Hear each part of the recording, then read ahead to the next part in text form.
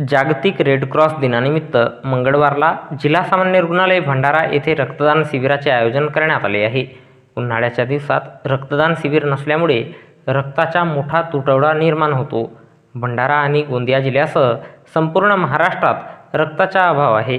त्यामुळे sickle sale, thalassemia, गरोदर माता, अपघातग्रस्तांचे जीव धोक्यात आले आहे।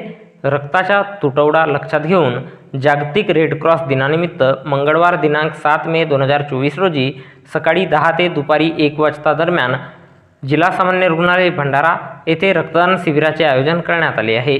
भंडारा जिल्ह्यातील नागरिकांनी या रक्तदान शिबिरात उपस्थित राहून रक्तदान करावे असे आवाहन रक्तदूत तथा सामाजिक कार्यकर्ते प्रीतमकुमार राजाभोज यांनी सोमवार दिनांक 6 मे 2024 रोजी सायंकाळी 6 वाजता केले आहे।